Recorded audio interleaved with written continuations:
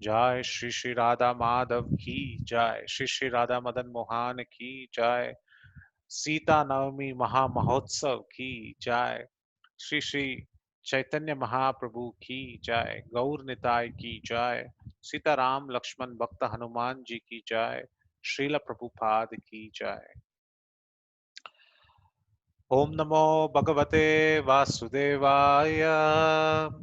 Om Namo Bhagavate Vasudevaya. Om Namo Bhagavate Vasudevaya.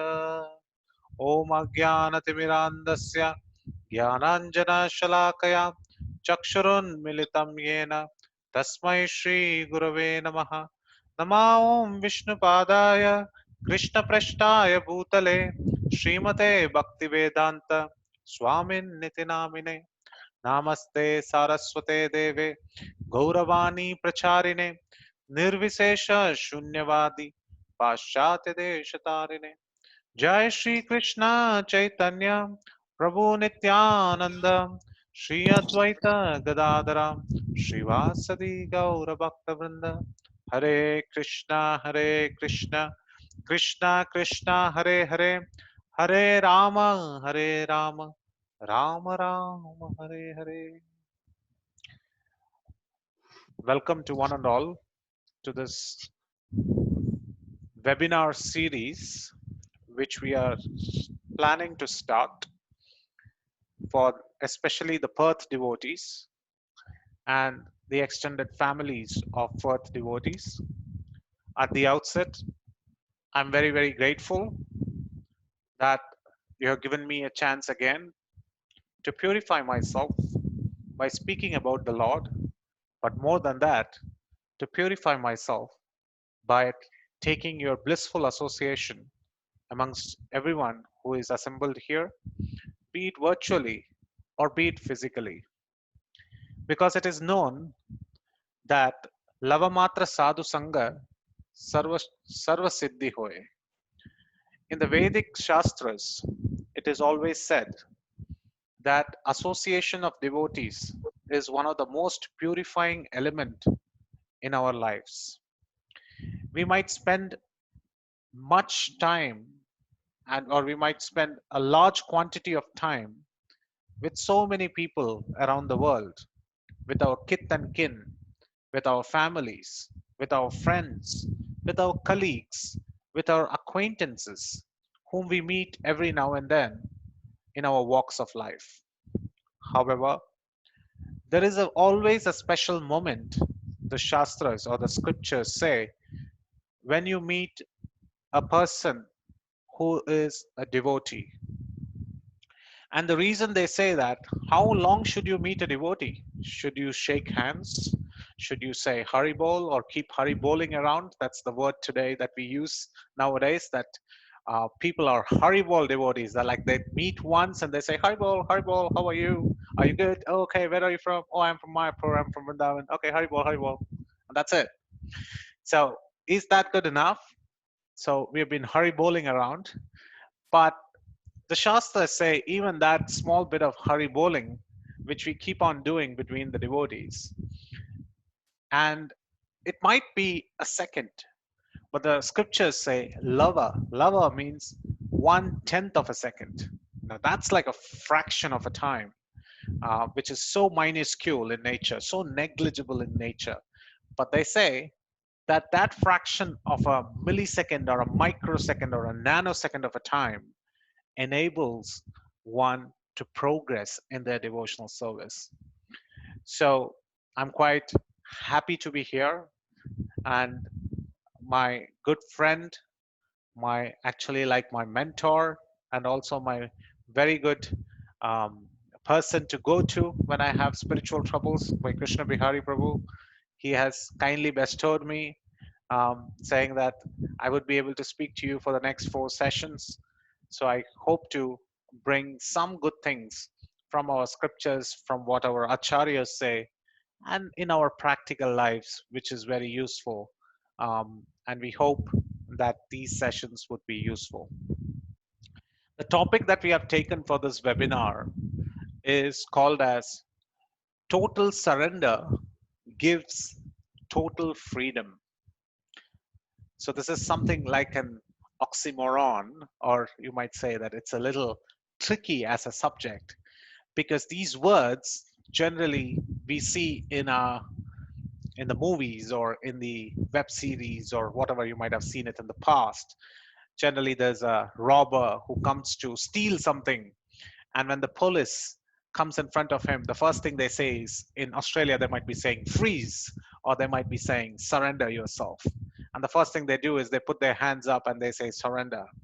So what that happens is, once a burglar or a thief or a criminal actually surrenders, then all his freedom to move around in the state gets restricted.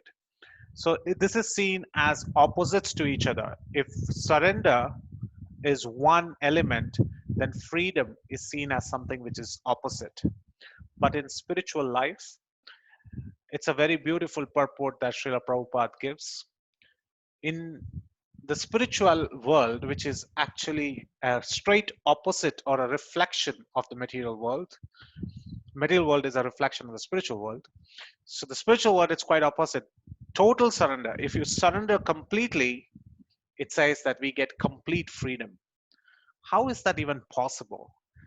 How is that by surrendering a lot of things, by giving away a lot of things, we get more freedom? So this is very interesting to note, and we would see a lot of examples from the scriptures to drive home this point and to increase this basic tendency within us, which is to surrender ourselves, our life, our time, our resources, our intelligence, our mind, etc., in such a way that we can progress, we can be positive, and at the same time, we can gradually take our nano steps towards Krishna. So, with that idea, this term was coined, and this webinar is being conducted.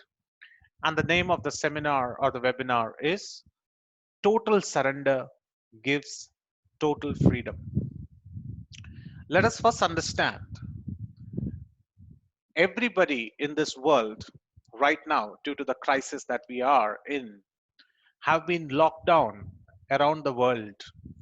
And we spoke about it briefly in our previous lecture, that how this lockdown is a restriction of freedom in many ways. Why is it a restriction of freedom? We used to love our stroll in the park in the morning. We used to love the jog that we used to take. We used to love to pet the dogs and the animals that we used to see on our way when we used to take a walk. We used to love the nature, the birds, the singing. We used to love meeting others, calling the devotees back into our houses and sharing prasadam with them. We used to smile, enjoy a lot, going and moving and being agile outside the presence of our house. But since this pandemic, things have taken an ugly turn where we have been requested to stay put, to stay at home, and create the social distancing. This might be coming at a wrong time, as I hear in Australia things are lifting up, and that lifts up the cheers. Though, as a country, you might be down under, but you are the one who is actually lifting us up for the whole world, saying that you are locking yourself out of this lockdown and you're coming out. So that's very encouraging to see. But at the same time, if you look back to the couple of weeks that we have been spending, it's been a total lockdown where the freedom has been restricted. But this is not the first place that we saw the lockdown. When we saw the scriptures, when we scrutinized the scriptures, we saw that from time immemorial in this material world, when the Lord created this material world, He gave a nameplate to this material world. What is a nameplate that He created for this material world? He created a nameplate. That means this is what the house would be called. Generally in India, I'm very sure in Australia as well, but generally in India, if you go to any village or any house, they would take a lot of pride of naming their house. Apart from the government numbers that they give, like it's 99/10 or 23B or Scott Street or Malcolm Street 13. Generally, they have a name to the house. Sometimes the French would keep as the French Riviera. Sometimes the Indians would keep it as Ayodhya, Vrindavan, or some other names that they are more close to. But more often than not, we do see that every house has generally, there is a sense of personification, and then they keep a name to that house because one, it is easy to recollect, and it's easy to navigate a stranger to your house, and second, it gives a sense of personalization and customization of how you want to keep your house. So the Lord also created this entire cosmic manifestation, and he created this Mother Earth, and we are all here living on Mother Earth. And he also wanted to give a nameplate, a name to this world, name to this house that he had created. What is the name that he used? Simply two words. He used the name called as Dukhalayam. Alayam means in Sanskrit house. Dukkha means distress. So he kept the first name House of Distress. That's a very strange name. Okay, if it is a house of distress, maybe might be for some small point of time, it might come around. We all see ups and downs in our life, but that's when the death knell blow comes in because he keeps a second name to it. He says, Ashashwatam means that which is not, which is temporary in nature. So if we are thinking that it's Dukkalayam, that means it's a house of distress, and we will get happiness at some point of time. Krishna says the second word is it's temporary. So even if you get it, it's very, very temporary. You're not going to get it for a long time. You might think that there is a lot of happiness that we get, and we might see that upcoming, that when the lockdown is lifted, everybody's happy going around, and we saw that in many countries that's coming in. But then they hear very soon that the second wave is hitting them, and they're all scampering back to their rugs and back to their houses, locking themselves down. What does that showcase? That the happiness was none other than very short lived. It was very much for a very temporary period of time. So this whole world is called as Dukhalayam Ashashwatam, the house of distress and happiness, which is very temporary in itself. So here we are a small spirit spark, a living entity, trying to find happiness. And in that trying to find happiness, one of the key elements that we are trying to find is freedom. Freedom of expression, freedom of going or traveling to places that we would like to travel to, freedom of expressing ourselves, freedom to sing, freedom to write, freedom to paint, freedom to talk, freedom to debate, freedom to agree to disagree. These are some of the points of freedom that we have. And we love this freedom. We don't like to be always subdued. We don't like to be always kept under a significant amount of pressure where these freedoms cannot be exhibited or executed by us. So freedom is a very inherent component. Let us dive let us dive a little deeper to understand why do we need freedom? What is the real reason? And I will open this question to all of you to get your perspective of why do you think freedom is necessary? Is there anyone out here who feels no, might be good for some time, might not be good for some time? So I'd like to go as a round robin just to understand what, according to you, is freedom, and do you think freedom is necessary? It's open now. Anybody can unmute themselves and then speak.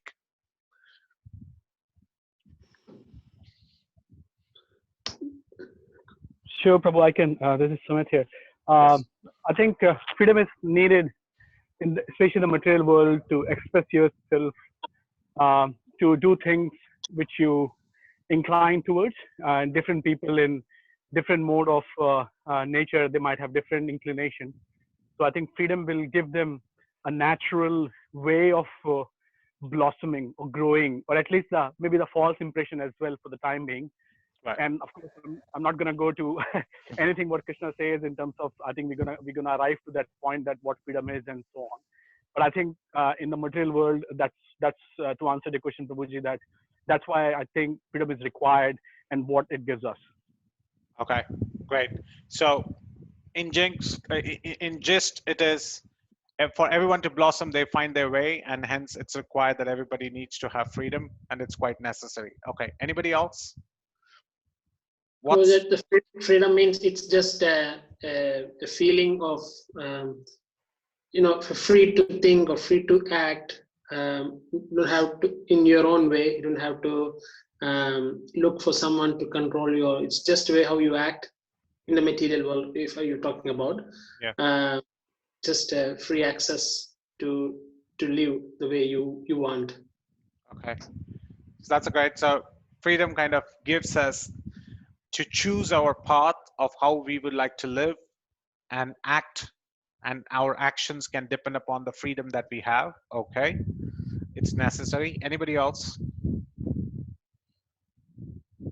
What, according to you, would be freedom, and do you think freedom is necessary in our daily life? Hare Krishna, Prabhu. Yes. Um, in my opinion, if you do not have knowledge, the freedom can be misused very badly. Mm-hmm. So I'm very afraid of freedom. We have regulative principles to control our freedom. It is so easy to get sidetracked from freedom. Right. I honestly believe that if I stay in an ashram whereby there's rules and regulations to follow, my life would be better off. Okay. So that's an answer which is coming up, which is saying misutilization of freedom. Okay, we need freedom, we want freedom, and now there was a perspective of what happens when we misutilize freedom. So we need certain rules and regulations to put in place. Okay, that point is taken. Little down the ladder, but anybody else? I think freedom gives us the opportunity to make choices about how we live and ultimately what our experiences may or may not be in this material world. And I think it is necessary for people to have that freedom. Okay, I really like a couple of words that you mentioned there. Freedom actually enables us to choose our choices. It enables us to pick our choices. Really, really good word and that kind of hits the nail of where I wanted to go as well. Really good points of choices, that the choice of words where it says it gives us, or it enables us to pick our choices amongst the many options that we have in our front, and it's not actually shoved down our throat and said that this is what you got to choose. So there is a natural ability to choose. Okay, great answers. So yes, so we see emphatically that all of us, we require freedom, we expect freedom, and this allows certain amount of um, ability in us to execute our Krishna consciousness or execute our daily life in a better way. However, we should do a cross check of, are we really free?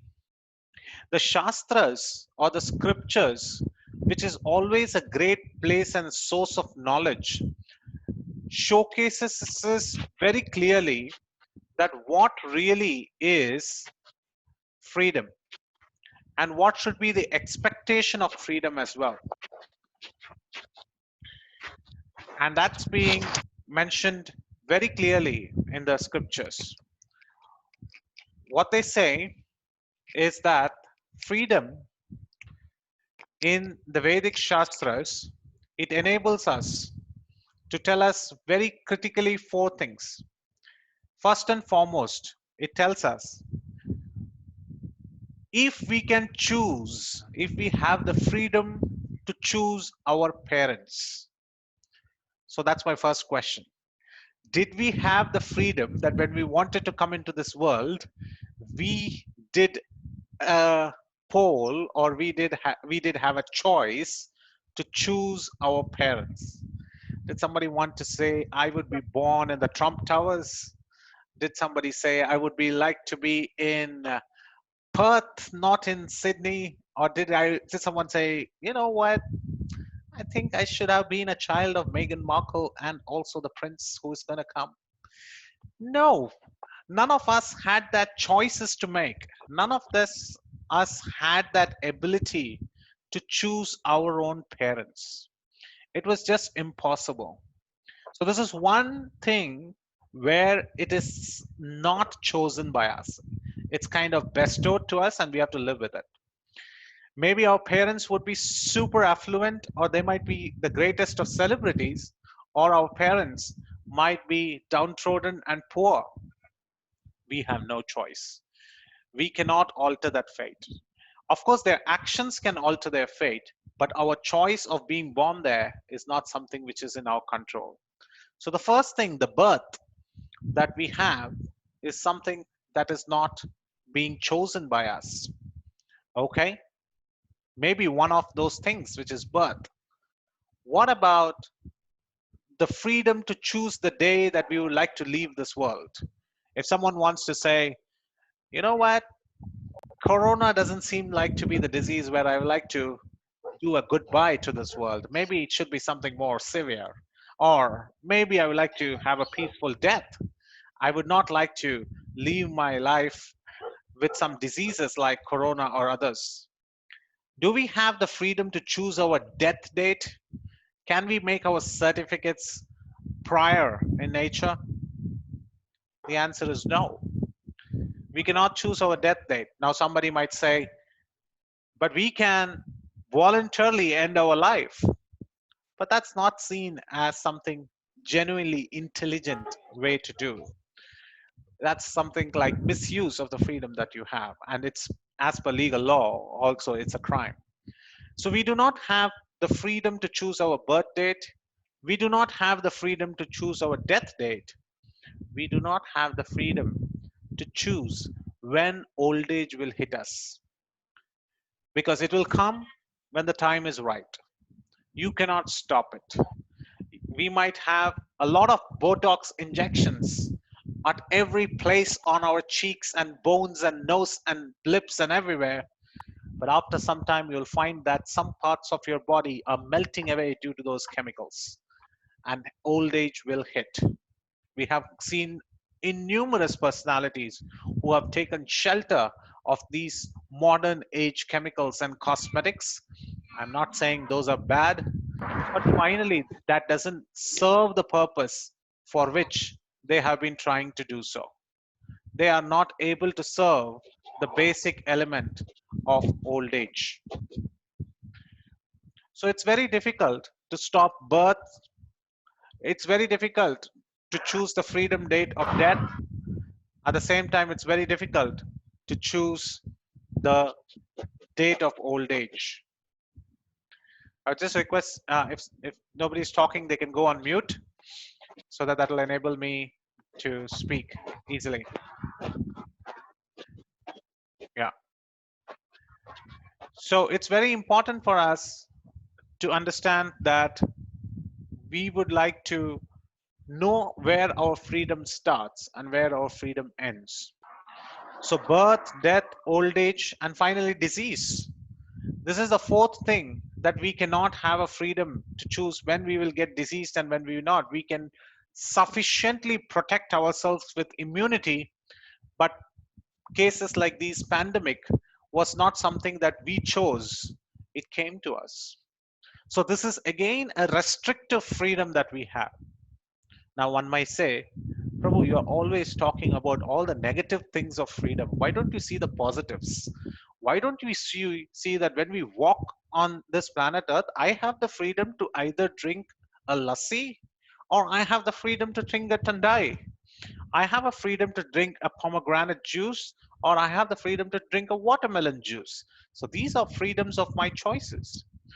The Shastra says, very correct. You do have a freedom, but in the larger scheme of things, these are very limited in nature. In the larger scheme of things, though these are important, But the very existence of start of freedom, end of freedom, and the course of freedom, these are the four problems that hit us: birth, death, old age, and disease. And what it does is it curbs our freedom, and it doesn't allow us to execute. But is it true that we want to get away with it? You ask any person on the street, the answer would be, would you want distress? The answer would be no. I want to be happy. In fact, you look at the most prominent social media websites, or you look at the most prominent social media accounts. The most prominent one nowadays is Instagram. What is that people trying to put their pictures and showcase? That they are happy. If you look at travel blogs, they will mention that they are moving from one place to another, and in every place, they will like to showcase that they are happy. If the videos are generally showing more of distress, nobody will take up to those platforms, which inherently means that people are looking for happiness, and that means there is a freedom to choose out, to search out for happiness. Nobody needs distress. If I ask Sumit Prabhu, would you like to take 300 pounds of distress from my life to you? Probably he will drop out from the Zoom call right now. You'd say, I have enough, right? I already attended one lecture of yours. I have enough. Maybe I do not want to. So nobody wants distress. Everybody wants happiness. And there's a very beautiful saying. Nowadays, during lockdowns, one of the things that's happening, I do not know if it's happening for all of you guys.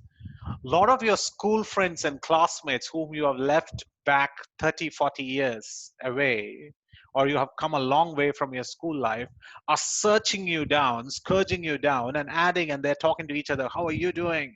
And when we get to that and people recollect their past, saying, oh, you know what? You were punished by the school teacher. You were standing outside.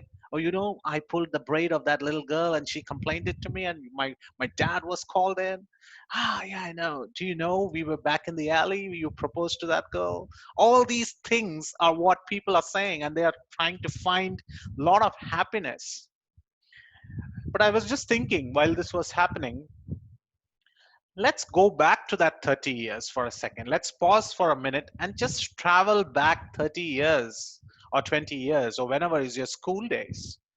When you had that question paper on that exam day coming right up to you at your desk, and you were fearing whether these questions which are there in the question paper, do I know the answers to those question paper? Oh, it's that dreadful math exam, the mathematics, whether I will pass in these examinations. Back in those days, if you put a mic to your chest and you ask this question, do you want the school life to be there with you for time eternal? The answer would be, get me out of here. I don't want exams anymore. I don't want to face the same teacher anymore. I don't want the same exam of 2 into 2 is equal to 4, and then integration and calculation and mathematics. Oh my God, get me out of here. And then you ask them, where do you want to go? Say, I want to go to the college, because there it's not mandatory that I attend all the classes. I can walk in, I have my freedom to walk in whenever I want to get into the class. I can walk out of the class. That's the freedom I have. Okay. Now let's go to the college time. When you go into the college time, then the question is asked again, do you have the freedom? Then they say, you know what? The first year was the best year of my college. Second year was okay, but I was getting used to the college. But I used to be envious of the third year guys who are passing out of the college.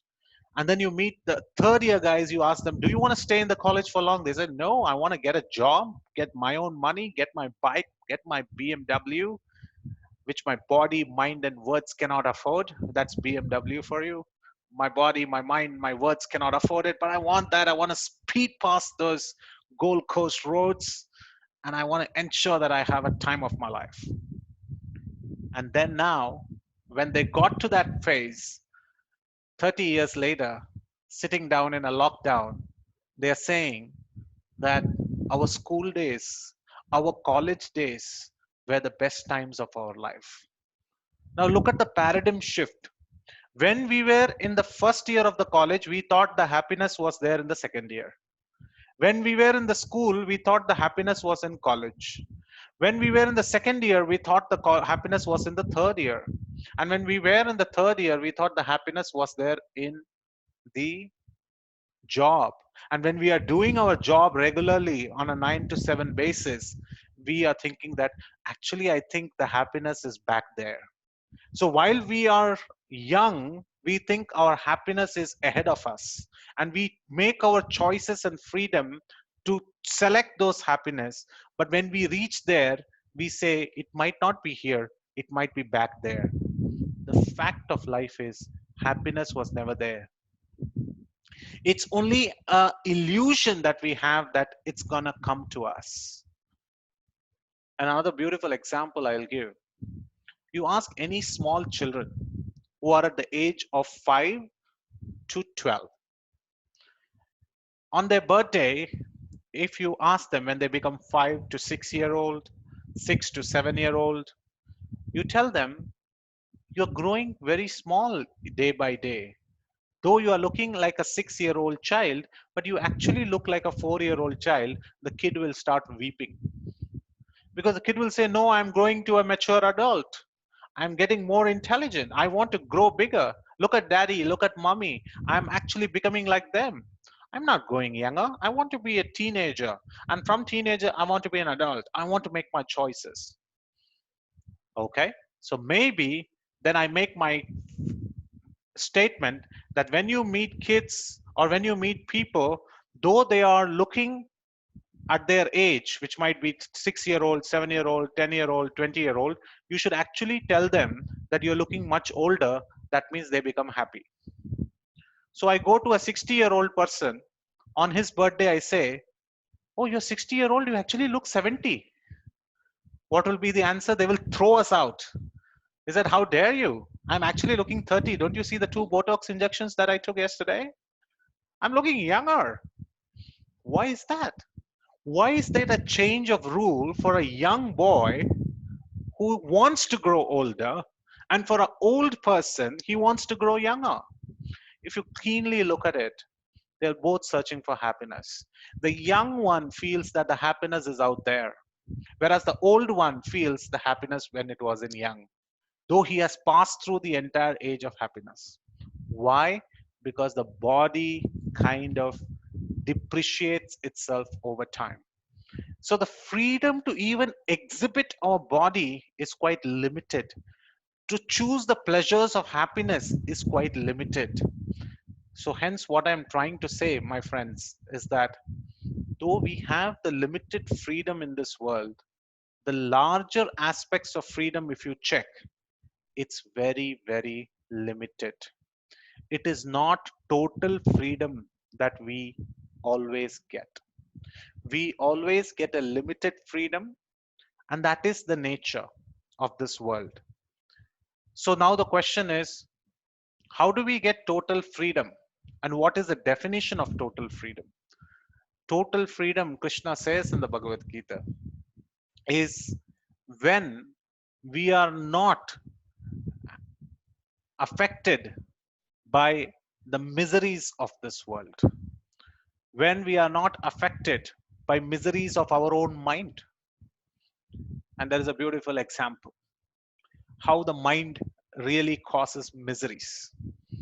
I can remember my college days when I was doing my engineering. There was this dreadful subject called as mechanics, where the physics of certain different elements need to come together, and there is a crude way of Lord himself punishing you as if you need to be the next Albert Einstein to solve those problems. Such a dreadful subject that many people used to fail in those subjects. So a couple of us hosteliers, we were studying, burning the midnight lamp, day in and day out, just hoping that we cross the pass line, which is out of 100, you need to get 35 marks. So we were just praying somehow or the other, let me scamper here and there and just get those 35 marks so that I cross across the line. On the day of the exam, we gave the examination, came out. After 2 months came the results. Exams are not so tough. Watching the results are very tough. Because exams, you know how much you are prepared. Results, you do not know what you are going to get. So shivering, keeping our fingers crossed, we walked up to the board. And when we walked up and we scrolled our fingers down the line where our name is, and then you have to go horizontal, and then you see the marks. It was 36. 1 mark. And it was said 1 mark has been given as a grace mark because you actually scored less, but we have given you a grace, a merciful mark just to push you across the border. And we celebrated that day. We gave the best of laddus to everyone. And we were going door to door, celebrating that I have passed, just getting a grace mark. And we came from the third floor to the second floor where more number of students were used to live. And we saw there was an eerie silence on the second floor. And we were wondering, why is there an eerie silence? We are here to distribute ladus, the sweets.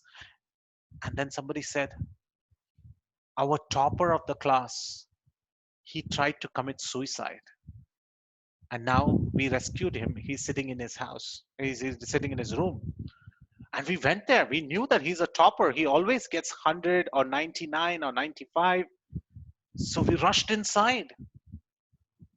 And here we saw some people fanning him, some people giving him water. He was trying to commit suicide. He was kept there. And we asked him, what happened? Why did you commit suicide? You are still the first. You are the one in the rank holders. He said, you know what? I wanted 100 out of 100 in mechanics. I got 99. And I lost my first rank. And we didn't know what to say. We just laughed in front of him that here we are, 1 mark. We are happy we are distributing ladus. And here is another person who lost 1 mark and still is a second ranker. But he's ready to commit suicide. But we said, don't worry. And somebody said, why don't you give your grace mark to him to make it 100? I said, hello, please. It's very difficulty that I've got 1 grace mark and passed this examination. But look at the way the mind acts. It's the same 1 mark, a worthwhile of difference. But the mind, the miseries of the mind, is something that we cannot free ourselves from until we come to a stage where we practice. What is the other miseries? Miseries from Mother Nature. When we are walking very nicely, it happens in Bombay. In Bombay, when I go to the southern side of Bombay, there is an apartment called as Sukh Shanti apartments. What it means is Sukh means happiness, Shanti means peace. So happiness and peace apartments. And I thought that maybe there was a lot of happiness and peace here.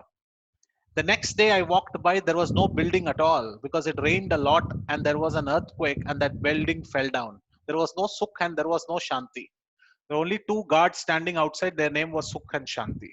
They're saying now we have to ensure that all these rubles are collected back and taken in a proper dumper into the proper place. And I was thinking, what has happened? Mother Nature's miseries are also not in our control. So our freedom does not exhibit in Mother Nature.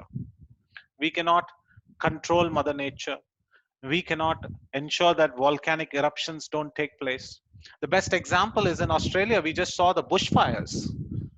We were trying to contain it, but ultimately everybody was just looking up and hoping that the rains fall down, because that's the most natural method by which the bushfires can be contained.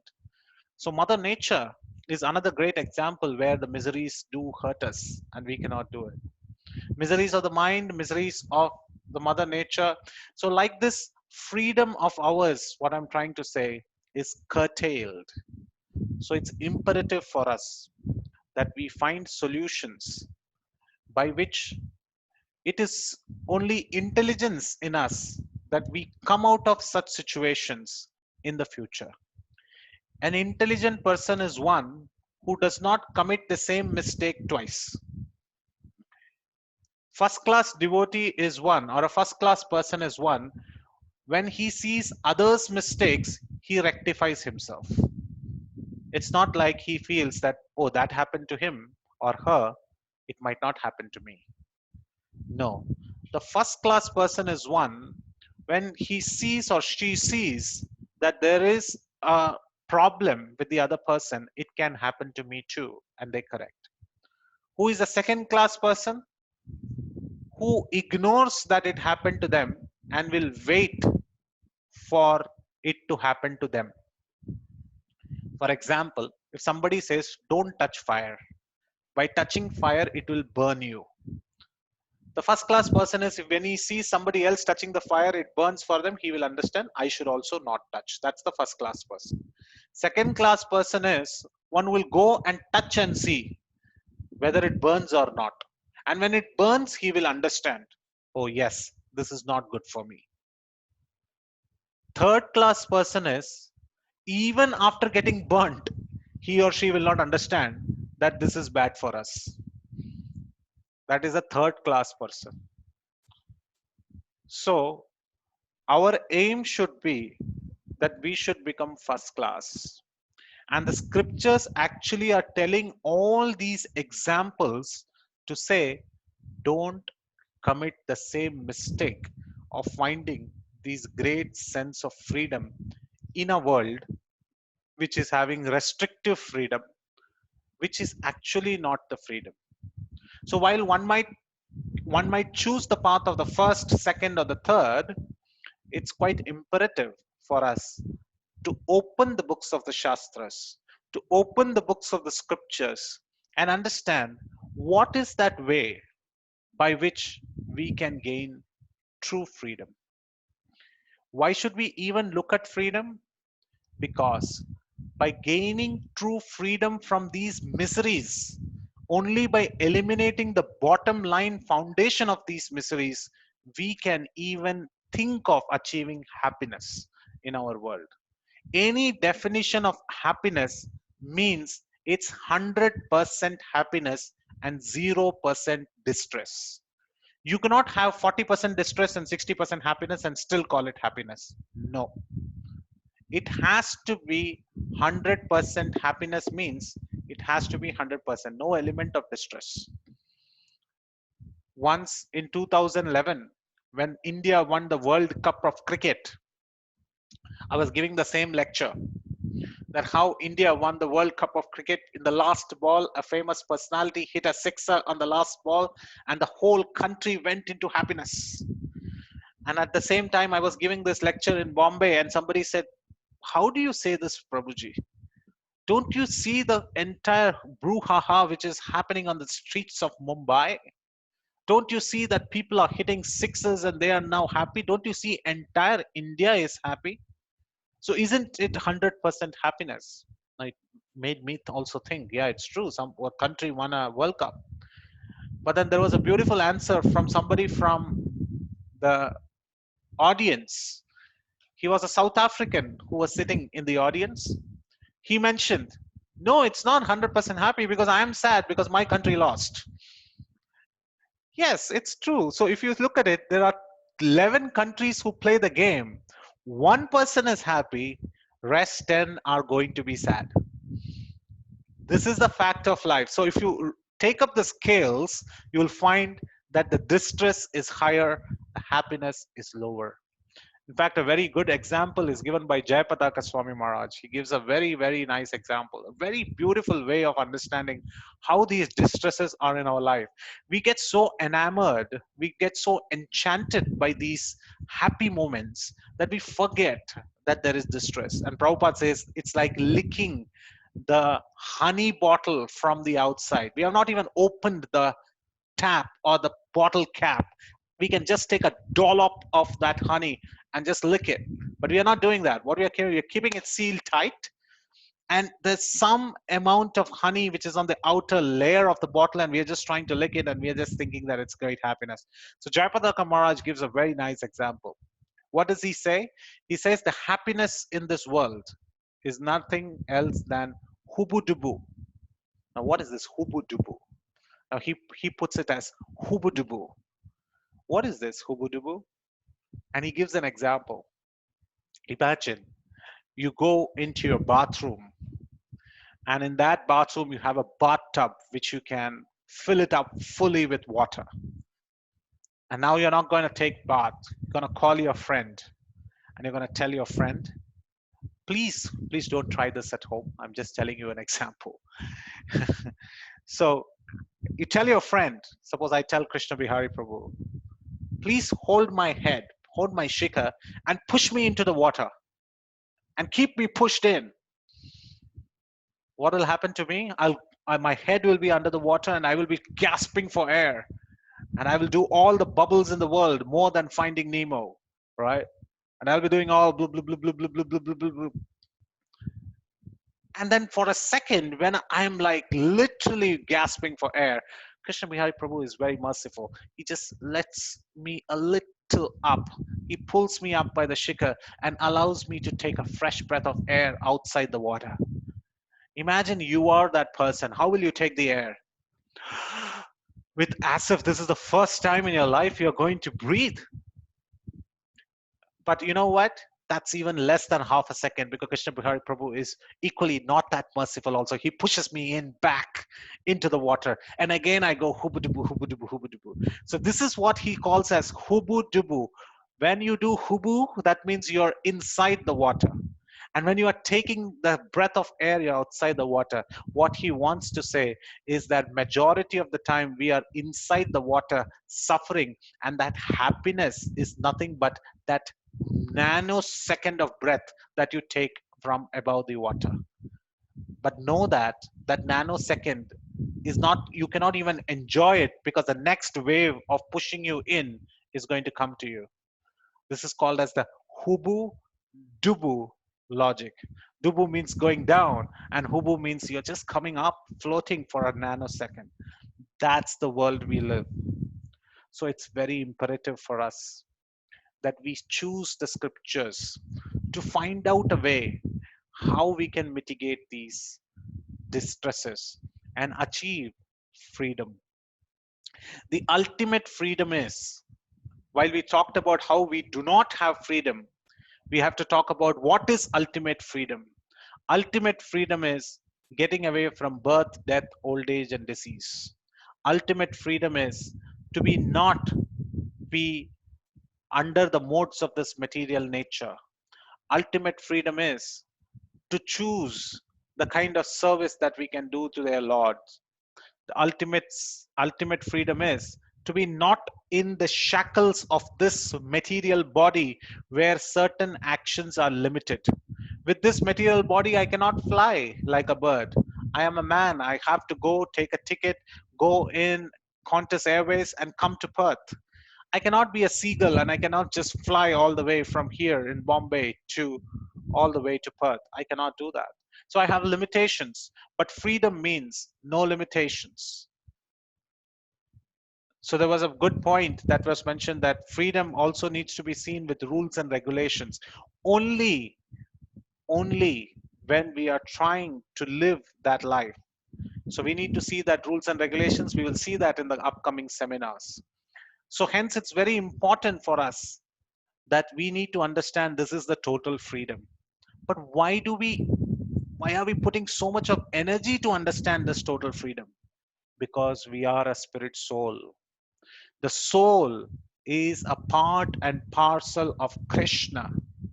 He is totally free. And since we are a part and parcel of Krishna, it is also our natural desire that we also need to be free. The first verse of Srimad Bhagavatam says, Krishna is Abhigyana Swarat, which means he's totally independent.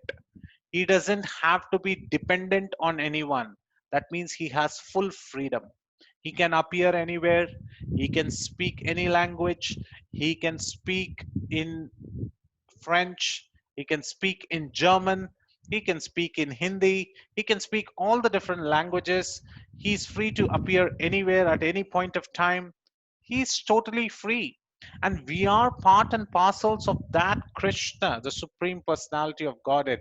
Hence, it's very natural that we also have this minute independence and have this minute desire that we would like to be totally free. So, what does Krishna say? Krishna says, if you want to be totally free, the only way is you have to surrender to the person who is totally free. That is none other than Krishna.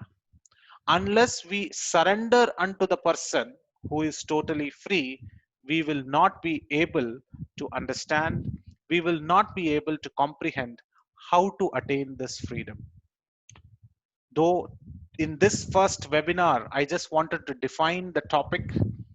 In the upcoming webinars, 3 in nature, we will especially see on these 3 points with pastimes. What we are going to see in the next 3 classes is how Krishna explains surrender to be done to him. Especially, he mentions 3 very simple verses, in fact, given by 3 different avatars of Krishna and Krishna himself. We are going to see each one of them in detail.